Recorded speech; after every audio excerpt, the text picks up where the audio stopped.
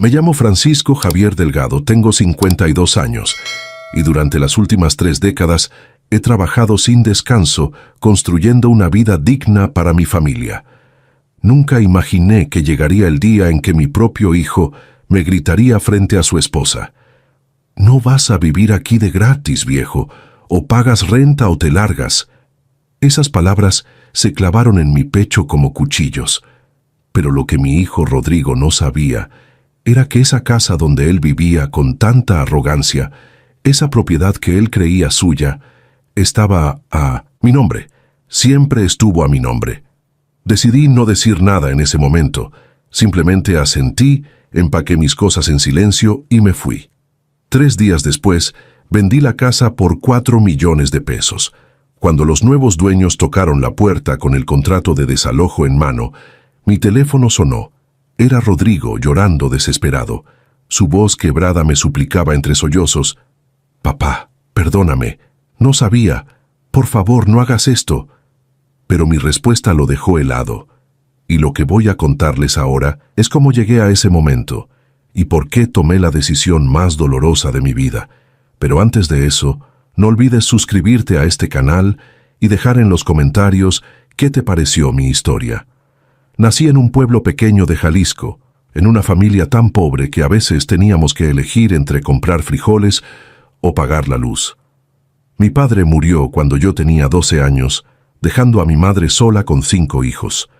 Desde ese día, dejé la escuela para trabajar en el campo, cosechando maíz bajo el sol implacable. A los 20 años me vine a la Ciudad de México buscando una oportunidad. Dormí en las calles durante 2 semanas hasta que conseguí trabajo como ayudante de albañil. Ganaba una miseria, pero cada peso lo guardaba con disciplina. No bebía, no fumaba, no salía a fiestas. Mi único objetivo era salir adelante.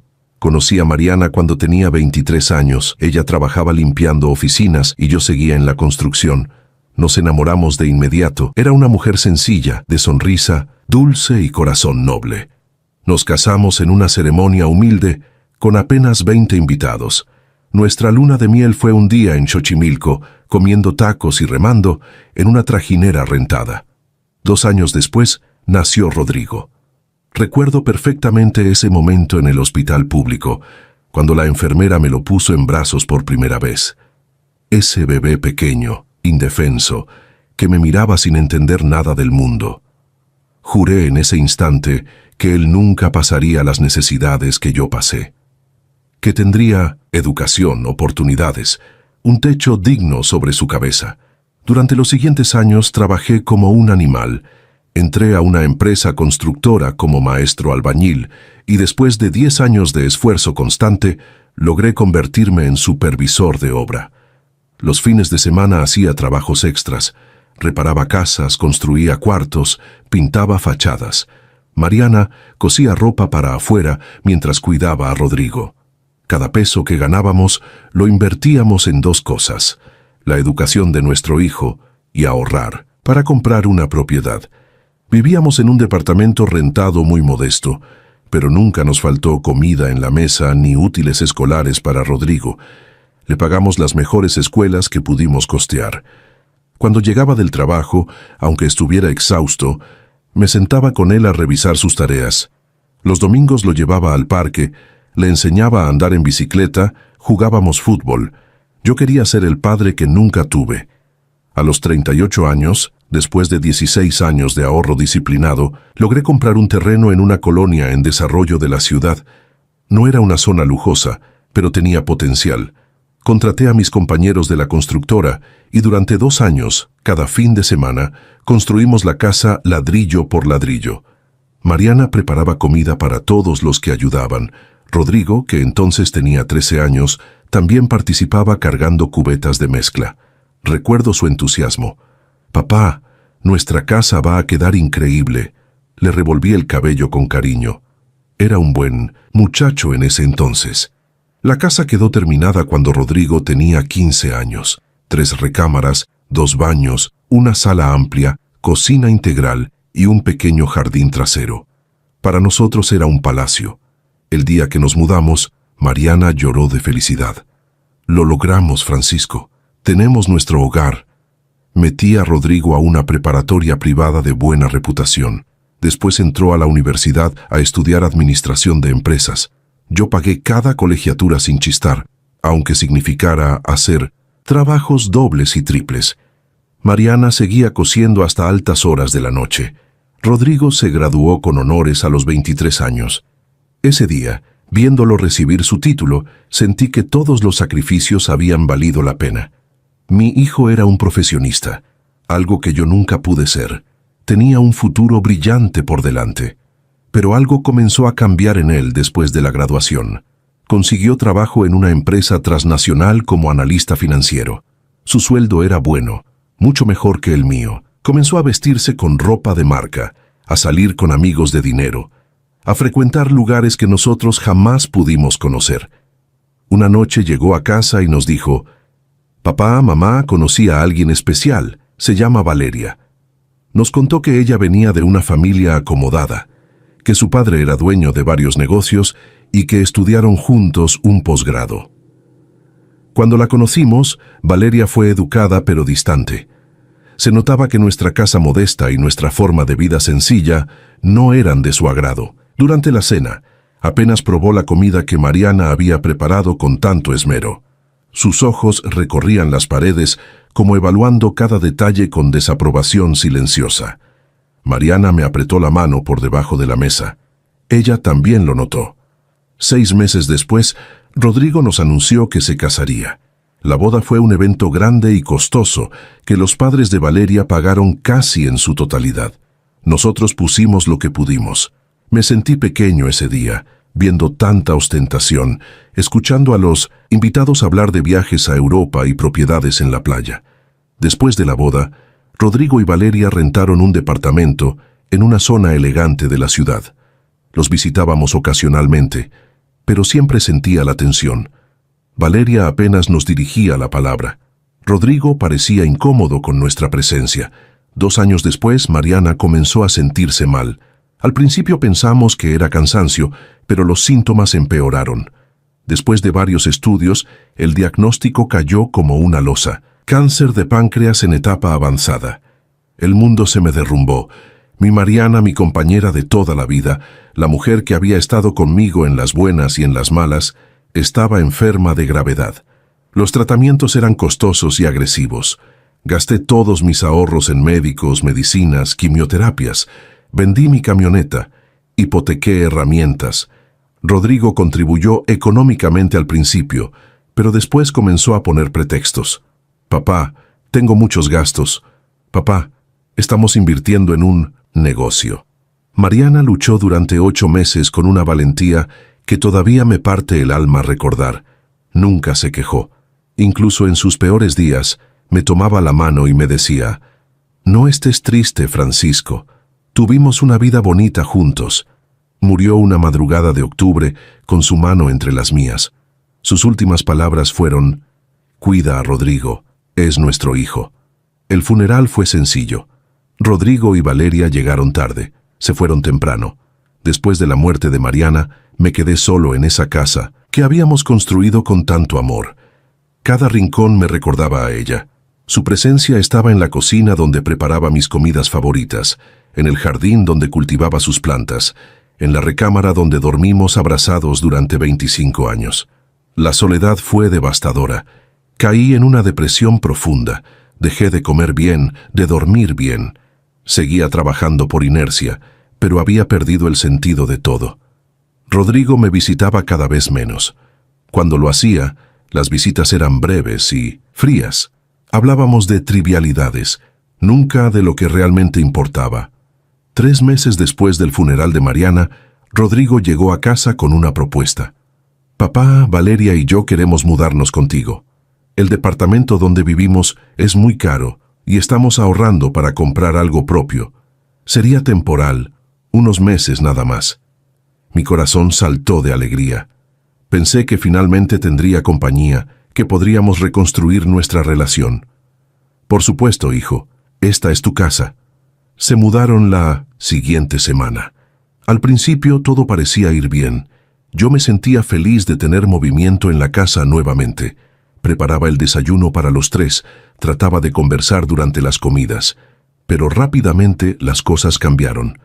Valeria comenzó a hacer comentarios sobre la casa. Esta sala está muy anticuada, necesita remodelación. Los muebles están viejísimos. El baño necesita renovarse completamente. Yo guardaba silencio. No quería causar problemas. Después empezaron las quejas sobre mis hábitos. Francisco, haces mucho ruido en las mañanas. Dejas todo desordenado. Tu forma de cocinar ensucia demasiado la cocina. Rodrigo nunca me defendía. Se quedaba callado o le daba la razón a su esposa. Un día llegué del trabajo cansado y encontré que habían movido mis cosas de la sala. Necesitábamos espacio para nuestros muebles nuevos, explicó Valeria sin siquiera mirarme. Tus cosas las pusimos en tu cuarto. Sentí una punzada de dolor, pero no dije nada. Era su forma de marcar territorio, de hacerme sentir que yo era el invitado en mi propia casa. Las semanas pasaron y la situación empeoró. Valeria dejó de dirigirme la palabra directamente. Si necesitaba algo, le decía a Rodrigo, dile a tu papá que, como si yo no existiera. Comenzaron a hacer reuniones con sus amigos en la casa, gente joven, elegante, que me miraba con condescendencia. Una noche, uno de ellos preguntó, ¿y tu papá vive aquí contigo? Rodrigo respondió con una risa incómoda, sí, ya sabes cómo es, los viejos no quieren estar solos. Me sentí humillado. Me retiré a mi habitación y escuché sus risas durante horas. Dejé de cocinar porque Valeria se quejaba de todo. Dejé de usar la sala porque siempre estaba ocupada por ellos. Me convertí en un fantasma en mi propia casa, escondiéndome en mi habitación para no molestar. Una noche escuché una conversación entre Rodrigo y Valeria. No era mi intención espiar, pero sus voces atravesaban la pared. No aguanto más tener a tu papá aquí, decía Valeria con desprecio. Es un estorbo. Además, esta casa podría ser nuestra si lo convenciéramos de que nos la dejara. No es tan fácil, respondió Rodrigo. Pero tienes razón, necesitamos nuestra privacidad. Mi corazón se estrujó. Así hablaba mi hijo de mí. Después de todo lo que había sacrificado por él, los meses temporales se convirtieron en un año. Nunca mencionaron irse, nunca ofrecieron pagar servicios o contribuir con los gastos de la casa. Yo seguía pagando todo con mi modesto sueldo mientras ellos ahorraban su dinero. Valeria empezó a redecorarlo todo sin consultarme. Cambió las cortinas que Mariana había elegido con tanto cuidado. Quitó las fotos familiares de las paredes y las reemplazó con arte moderno que a mí no me decía nada. Un día llegué y habían tirado las plantas del jardín que Mariana cultivaba. Estaban muy descuidadas, dijo Valeria con indiferencia. Contraté a un jardinero para modernizar el espacio. Eso fue demasiado. Esas plantas eran de Mariana, dije con la voz quebrada. Ella las cuidó durante años. Valeria me miró con frialdad. Mariana ya no está. Es hora de seguir adelante. Rodrigo no dijo nada, absolutamente nada en defensa de su madre o de mí. Esa noche lloré por primera vez desde el funeral de Mariana. Lloré por mi esposa, por mi hijo perdido, por el hombre en que se había convertido. La gota que derramó el vaso llegó un domingo por la tarde. Yo había salido a hacer unos mandados y cuando regresé encontré la casa llena de gente. Rodrigo y Valeria habían organizado una fiesta sin avisarme. La música estaba a todo volumen. Había botellas de vino caro sobre la mesa del comedor, la misma mesa donde Mariana y yo habíamos compartido miles de comidas sencillas. Gente desconocida estaba en todas partes, algunos fumando en el jardín que yo mantenía con tanto cuidado. Entré por la puerta principal cargando las bolsas del supermercado. Nadie me saludó. Nadie pareció notarme siquiera. Fui a la cocina para guardar las compras y encontré a Valeria con un grupo de amigas. Estaban riéndose de algo. Cuando me vieron, el silencio cayó incómodo. Disculpen, dije tratando de pasar para llegar al refrigerador. Una de las amigas de Valeria me miró de arriba abajo. ¿Quién es él? Valeria respondió con desdén. El papá de Rodrigo. Vive aquí con nosotros. Qué generosos son, dijo otra mujer. No cualquiera aguanta tener a un suegro en casa. Se rieron. Valeria no las corrigió. Guardé las compras con manos temblorosas y salí de la cocina. Busqué a Rodrigo. Lo encontré en la sala, rodeado de amigos, presumiendo sobre no sé qué inversión que había hecho. «Rodrigo», lo llamé, «¿podemos hablar un momento?» Me miró con fastidio. «Estoy ocupado, papá». «Solo será un minuto», suspiró teatralmente. «¿Qué pasa?» No sabía que iban a hacer una fiesta. Me hubiera gustado que me avisaran. «Es nuestra casa, papá. No necesitamos pedir permiso». Esas palabras me golpearon. «Nuestra casa», había dicho, como si yo no existiera, como si yo no fuera el dueño de cada ladrillo de esas paredes. «Rodrigo, hijo, necesitamos hablar sobre esta situación». «¿Cuál situación?» Su tono era irritado ahora. «Llevan más de un año viviendo aquí. Dijiste que serían unos meses». Se puso de pie, su expresión endureciéndose. «¿Qué estás insinuando? ¿Que somos una carga?» «No, yo solo...» Valeria apareció de la nada, como si hubiera estado esperando el momento perfecto para atacar. «Francisco, si te molesta tanto nuestra presencia, puedes irte tú». La miré incrédulo. «¿Perdón? Lo que oíste. Esta casa es de Rodrigo tanto como tuya. Es su herencia, ¿no? Pues entonces tiene derecho a estar aquí». «Valeria, esta es mi casa. Yo la construí.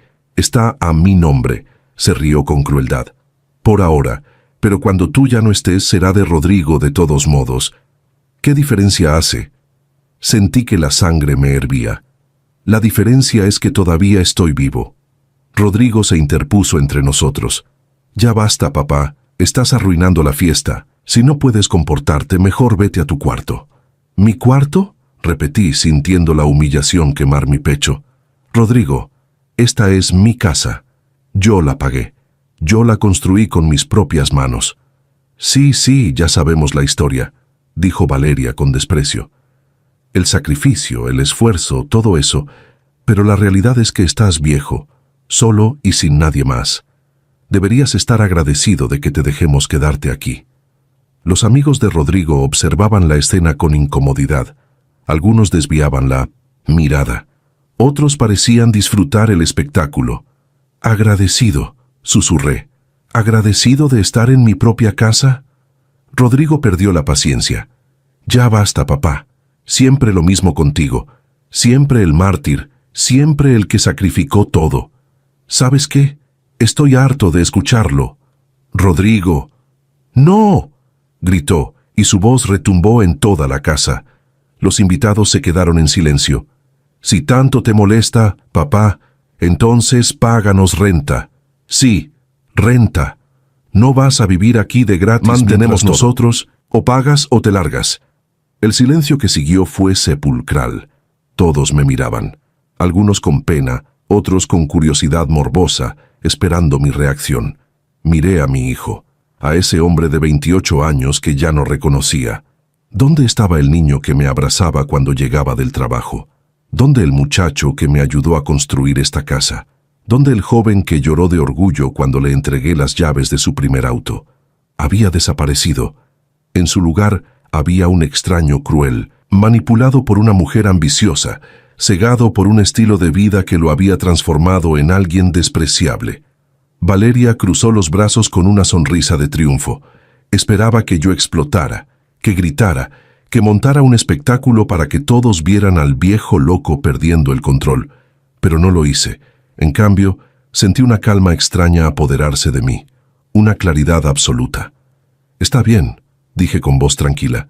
«Tienes razón, Rodrigo». Él parpadeó, sorprendido por mi reacción.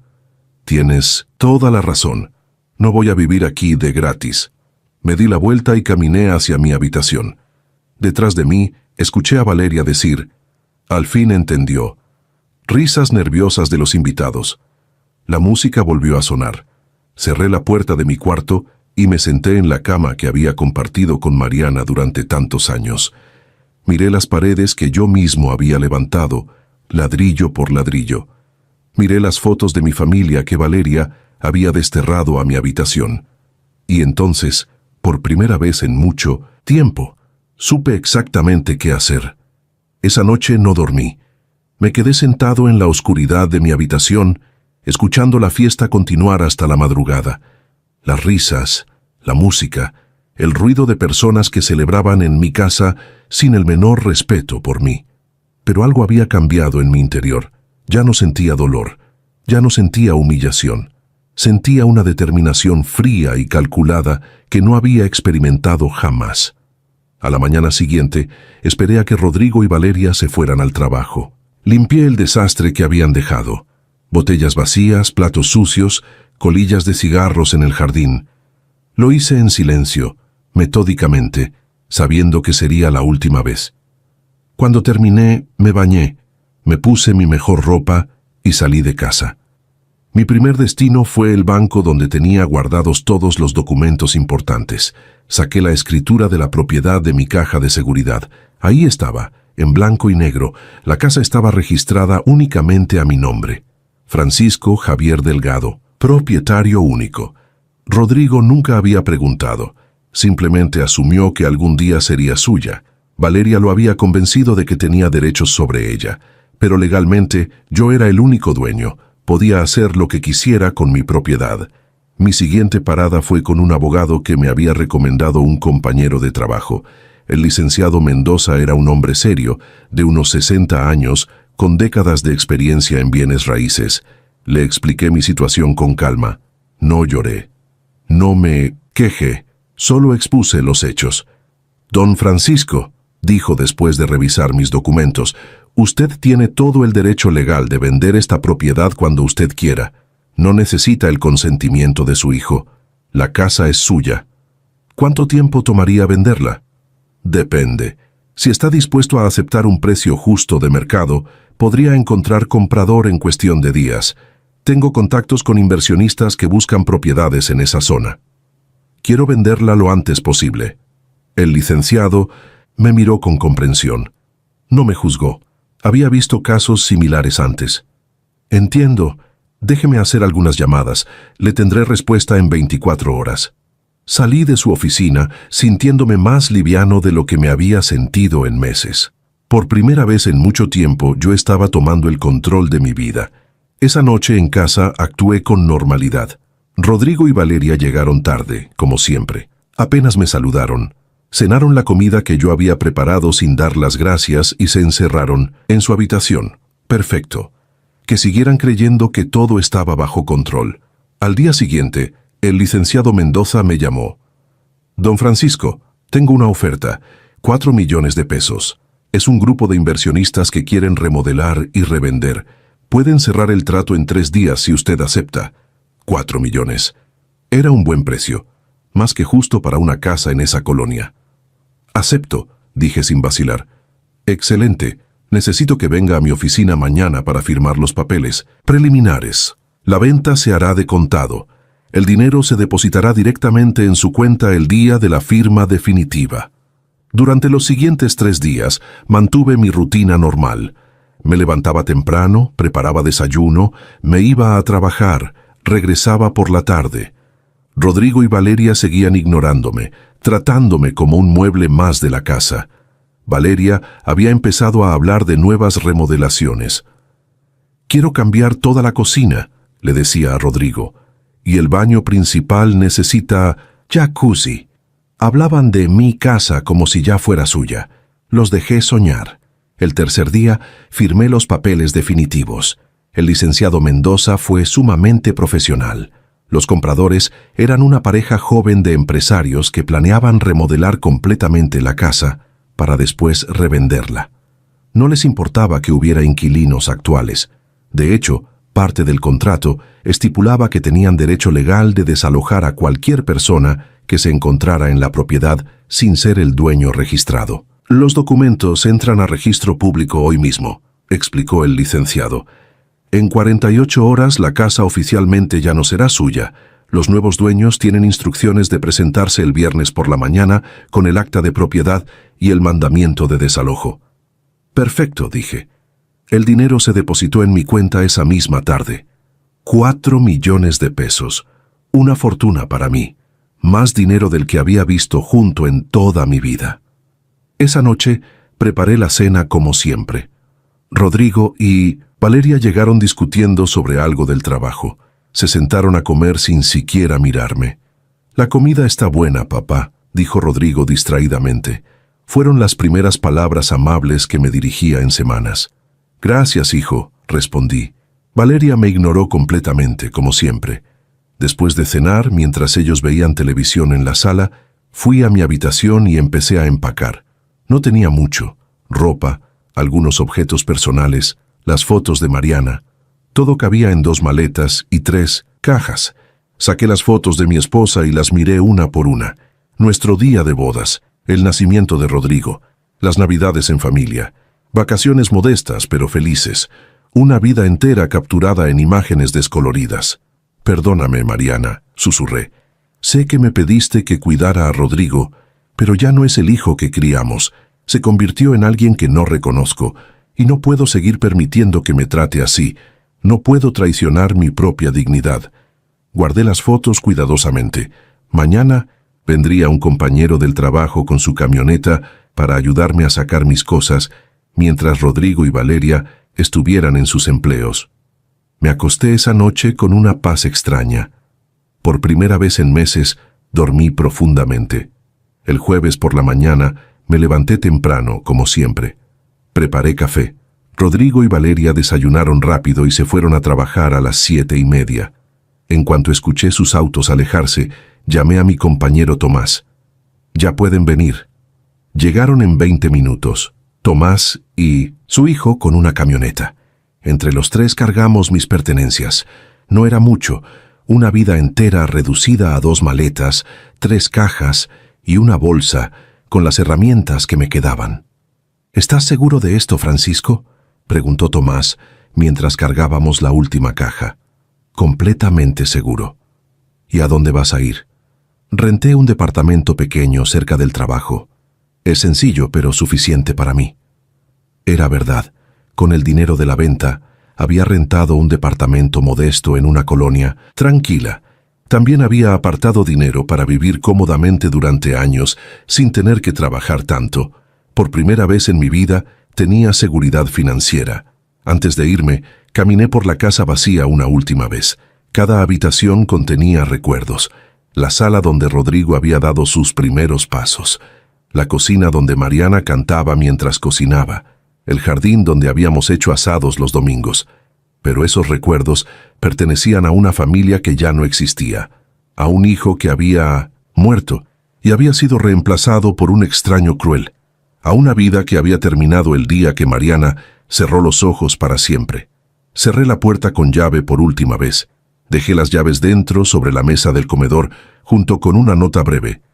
Rodrigo, tienes razón, no voy a vivir aquí de gratis, me voy. Cuídate. Papá. No mencioné la venta, no di explicaciones, ya las tendrían pronto. Tomás me llevó a mi nuevo departamento. Era pequeño, un solo cuarto con cocineta integrada y baño, pero estaba limpio y bien ubicado. Las ventanas daban a un parque donde niños jugaban por las tardes. Gracias, Tomás, le dije mientras descargábamos. Para eso están los amigos, Francisco. Y oye, hiciste lo correcto. Nadie merece ser tratado como te trataban. Después de que se fue, desempaqué mis cosas. Colgué las fotos de Mariana en la pared. Organicé mi ropa. Preparé café y me senté junto a la ventana a esperar. Sabía que el momento llegaría pronto. El viernes por la mañana, a las 10 en 1206. Mi teléfono comenzó a sonar. Era Rodrigo. No contesté. Volvió a llamar. Y otra vez. Y otra vez. Después empezaron los mensajes. Papá, ¿dónde estás? Papá, hay gente en la casa diciendo que son los dueños. Papá, contesta. ¿Qué hiciste? Apagué el teléfono. Todavía no era el momento. Según el licenciado Mendoza, los nuevos dueños se presentarían exactamente a las 10 de la mañana con el acta de propiedad y la orden de desalojo. Le había pedido específicamente que fueran en viernes, cuando tanto Rodrigo como Valeria tuvieran que pedir permiso en sus trabajos para atender la emergencia. Me los imaginé. La sorpresa inicial, la confusión, después la negación. Debe haber un error. Esta es nuestra casa. Los nuevos dueños mostrando los papeles legales. El nombre en el acta. Francisco Javier Delgado, vendedor. La fecha de registro. Todo oficial. Todo legal. Todo irreversible. Esperé hasta las 6 de la tarde para encender mi teléfono. Tenía 37 llamadas perdidas, de Rodrigo, 22 mensajes, los leí todos. Los primeros eran de confusión y enojo, los del medio de desesperación, los últimos de pánico absoluto. Papá, por favor, nos van a desalojar, no entiendo qué pasó. Dice que vendiste la casa, ¿es verdad? Papá, no tenemos a dónde ir, por favor, tiene que haber un error. Contesta, por favor. Finalmente, a las 7 de la tarde, mi teléfono sonó de nuevo. Esta vez contesté. ¿Papá? La voz de Rodrigo sonaba rota, desesperada. Estaba llorando. Papá, por favor, dime que esto es un error. No es un error, Rodrigo. Vendiste la casa sin decirnos. Vendí mi casa, sí, la casa que yo compré, la casa que yo construí, la casa que está a mi nombre. Pero papá, nosotros vivimos aquí, no puedes dejarnos en la calle. ¿En serio?, pregunté con calma. No puedo, porque recuerdo que hace una semana me dijiste exactamente eso. Paga renta o lárgate, fueron tus palabras. Silencio al otro lado de la línea. Escuché a Valeria de fondo gritando algo ininteligible. Papá, yo no quise decir eso, estaba enojado. Por favor, tiene que haber una solución. La hay. Pueden buscar dónde vivir, igual que yo lo hice cuando me echaste de mi propia casa. No te echamos, solo dijimos que contribuyeras. Rodrigo, lo interrumpí, me trataron como basura durante más de un año. Tu esposa me humilló constantemente. Tú nunca me defendiste. Tiraron las plantas de tu madre, borraron cada rastro de ella de esa casa. Me hicieron sentir como un estorbo, como un mendigo viviendo de su caridad, cuando la realidad es que esa era mi casa. Papá, perdóname, por favor. No sabía. Yo ¿pensaste qué? ¿Que la casa era tuya? ¿Que tenías derecho a tratarme como quisiera porque algún día la heredarías? Pues no, hijo. Esa casa era mía para hacer con ella lo que yo decidiera. ¿Y qué se supone que hagamos ahora? Su voz se quebró completamente. Los nuevos dueños nos dieron hasta el domingo, para desalojar. No tenemos a dónde ir. Todo nuestro dinero lo invertimos en el negocio de Valeria. No tenemos para el depósito de un nuevo lugar. Una parte de mí, pequeña y débil, sintió lástima. Era mi hijo, después de todo. El bebé que sostuve en mis brazos en el hospital. El niño que me esperaba emocionado cuando llegaba del trabajo. Pero ese niño había muerto. Lo había matado la ambición, la soberbia y una mujer manipuladora. Rodrigo, durante años trabajé sin descanso para que nunca te faltara nada. Te di educación, oportunidades, amor. Construí esa casa pensando en que sería nuestro hogar familiar. Cuando tu madre murió, me quedé solo en esa casa llena de recuerdos, destrozado por el dolor. Y cuando ustedes llegaron, pensé que finalmente tendría familia de nuevo, pero me equivoqué. Papá, ustedes convirtieron mi casa en un infierno. Me humillaron, me hicieron sentir que yo era el problema. Me trataron peor de lo que tratarías a un extraño. Y cuando finalmente exploté el poco orgullo que me quedaba, me echaron. Mi propio hijo me echó de mi propia casa. Estaba llorando ahora. Yo también, pero mis lágrimas eran de liberación. Así que no, Rodrigo, no voy a solucionar este problema. Este es tu problema ahora. Tal vez es momento de que aprendas lo que significa realmente luchar por algo, lo que significa trabajar duro, lo que significa sacrificarse. Entonces, ¿qué? ¿Nos vas a dejar en la calle? Ustedes me dejaron sin dignidad, sin respeto, sin el amor de mi hijo. Eso es mucho peor que quedarse sin casa. Papá, por favor, te lo suplico. Valeria está desesperada, yo estoy desesperado. Somos familia. Familia, repetí con amargura. La familia no trata a sus miembros como ustedes me trataron. La familia se apoya, se respeta, se cuida. Ustedes solo me usaron. Dime qué quieres, lo que sea. Devuélvenos la casa, te pagaremos, te compensaremos. No quiero nada de ustedes, Rodrigo. La casa ya no es mía. Está vendida, legalmente, irreversiblemente. Los 4 millones de pesos ya están en mi cuenta. ¡4 millones! Gritó. Esa es una fortuna. Sí, es el precio de mi libertad, el precio de recuperar mi dignidad. ¿Y vas a quedarte con todo? ¿Sin darnos nada? Darles. Rodrigo, ya les di suficiente. Les di toda mi vida. Ya no tengo nada más que darles. Escuché sollozos del otro lado. Valeria gritaba en el fondo: «Es un viejo miserable. Lo demandaremos. Esto no puede ser legal. Dile a tu esposa que el licenciado Mendoza estará encantado de explicarle la legalidad de todo. Y de paso, que deje de llamarme viejo miserable. Ese viejo miserable acaba de tomar la mejor decisión de su vida». Colgué el teléfono. Me temblaban las manos, pero sentía una paz profunda en el pecho. Durante los siguientes días, Rodrigo siguió llamando. Valeria también. Dejé que todas las llamadas fueran a buzón de voz. Los mensajes pasaron de la súplica al enojo, del enojo a las amenazas, de las amenazas de vuelta a la desesperación. El domingo recibí un mensaje de Rodrigo con una foto. Ellos dos afuera de la casa, rodeados de maletas y cajas. Se veían destrozados, exhaustos, perdidos. El mensaje decía: «Espero que estés feliz. Nos destruiste». No respondí. 2 semanas después, recibí una carta certificada de un abogado. Valeria estaba intentando demandarme por despojo ilegal de hogar y abuso hacia adultos mayores. Llamé al licenciado Mendoza. Se rió cuando le conté. «Don Francisco, esa demanda no tiene ningún fundamento legal. La casa era suya. Usted tenía todo el derecho de venderla. Ellos no tenían ningún contrato de arrendamiento, ningún documento que les diera derechos sobre la propiedad. La demanda será desechada en la primera audiencia. No se preocupe». Tenía razón. 3 semanas después, un juez desechó la demanda por improcedente. Rodrigo y Valeria tuvieron que pagar los honorarios del abogado de su propio bolsillo. Me enteré por un conocido mutuo que se habían mudado a un departamento pequeño en una colonia lejana. Ambos seguían trabajando, pero estaban ahogados en deudas. El negocio de Valeria había fracasado.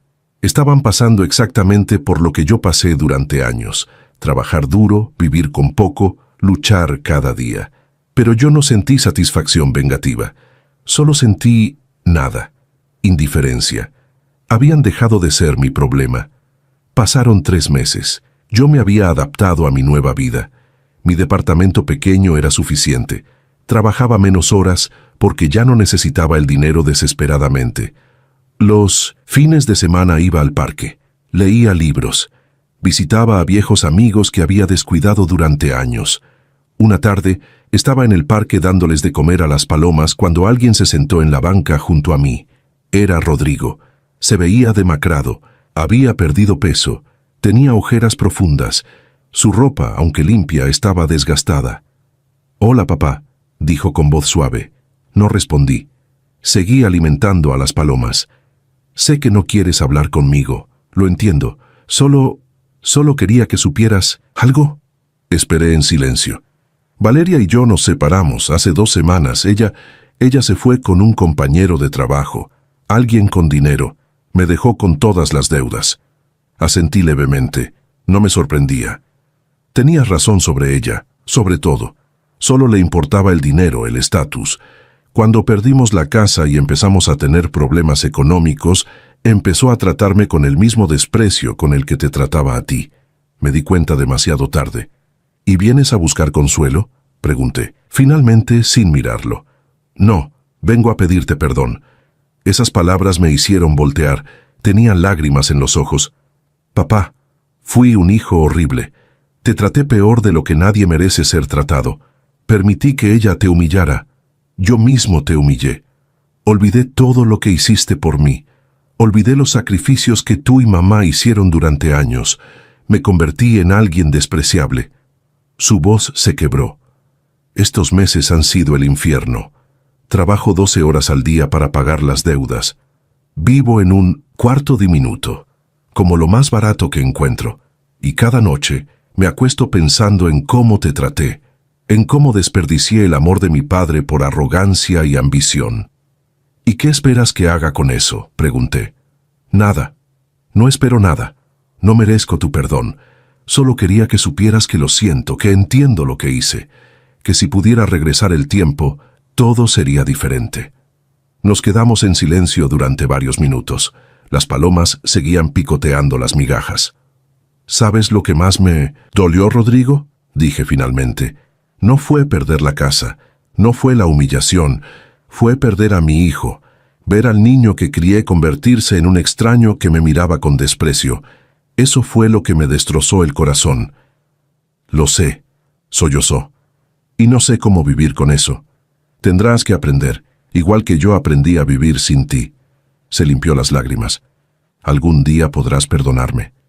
Respiré profundo. No lo sé, Rodrigo. Honestamente, no lo sé. El perdón no es algo que se da porque alguien lo pida. Es algo que se gana con acciones, con tiempo, con cambio real. Lo entiendo. Lo que te hice no fue venganza, continué. Fue supervivencia. Fue recuperar la dignidad que ustedes me quitaron día a día. Fue recordarme a mí mismo que valgo algo, que merezco respeto, que mi vida no se reduce a ser el banco y el sirviente de mi hijo. Tenías todo el derecho, admitió. Hiciste lo correcto. ¿Sabes qué he aprendido estos meses?, le dije. Que a veces amar a alguien significa alejarte. Significa dejar que enfrenten las consecuencias de sus acciones. Tu madre me pidió que te cuidara, pero cuidarte no significa permitir que me destruyas. Rodrigo asintió en silencio. Ahora vivo tranquilo, continué. Tengo suficiente dinero para vivir cómodamente el resto de mis días. Trabajo porque quiero, no porque necesite. Duermo bien por las noches. No me siento usado ni humillado. Recuperé mi paz. Me alegro por ti, papá. De verdad. ¿Y tú? ¿Qué vas a hacer? Seguir adelante, pagar mis deudas, aprender de mis errores, intentar ser mejor persona. Me miró directamente. Y si algún día decides darme otra oportunidad, juro que no la desperdiciaré. Tal vez, dije. Algún día, cuando haya pasado suficiente tiempo, cuando vea que realmente cambiaste. Pero no será pronto, Rodrigo, y no será fácil. Lo sé, no pido que sea fácil, solo pido la posibilidad. Se levantó de la banca. Gracias por escucharme, papá. No merecía ni siquiera eso. Lo vi alejarse, sus hombros encorvados, su caminar lento. Un hombre derrotado que finalmente había entendido el valor de lo que perdió. Sentí lástima, un poco. Sentí amor. Todavía algo quedaba, enterrado bajo el dolor y la decepción. ¿Sentí ganas de correr tras él y abrazarlo? No. Ese capítulo estaba cerrado. Han pasado 6 meses desde ese encuentro en el parque. Rodrigo me llama una vez al mes. Conversaciones breves. Me cuenta cómo va su vida, cómo está pagando sus deudas, cómo aprendió a cocinar, cómo valora las cosas simples ahora. No le pregunto mucho. No ofrezco ayuda financiera. Mantengo distancia. ¿Lo perdonaré algún día completamente? No lo sé. El dolor que me causó fue profundo. La traición fue real. No se borra con disculpas. Pero he aprendido algo importante. El perdón no es para ellos, es para mí. Perdonar no significa olvidar ni permitir que vuelvan a lastimarte. Significa liberarte del peso del resentimiento. Significa elegir tu propia paz sobre su redención. Yo elegí mi paz cuando vendí esa casa, cuando me alejé de la toxicidad, cuando decidí que mi dignidad valía más que mantener una relación enferma con mi hijo. ¿Fue doloroso? Extremadamente. ¿Fue necesario? Absolutamente. Porque al final del día, nadie puede pisotearte si tú no te quedas en el suelo permitiéndolo, ni siquiera tu propia sangre. Mi nombre es Francisco Javier Delgado. Tengo 52 años y aprendí que amar a alguien no significa sacrificar tu alma en el altar de su egoísmo. A veces, el acto de amor más grande es decir, no más, y seguir adelante, porque todos merecemos vivir con dignidad, todos merecemos respeto, todos merecemos paz, incluso si eso significa dejar atrás a quienes amamos cuando ellos decidieron dejarnos atrás primero emocionalmente. Esta es mi historia, mi verdad, mi liberación. Y si alguien que esté pasando por algo similar lee esto, quiero que sepan, está bien alejarse, está bien protegerse, está bien elegirse a uno mismo. No eres egoísta por poner límites, no eres cruel por exigir respeto, no eres mal padre, mal madre, mal hijo o mal familiar por negarte a ser el tapete de nadie. Tu dignidad no tiene precio, tu paz mental no es negociable, y nunca, nunca es demasiado tarde para recuperar tu vida. Si esta historia te conmovió, suscríbete al canal y descubre muchos otros relatos impactantes.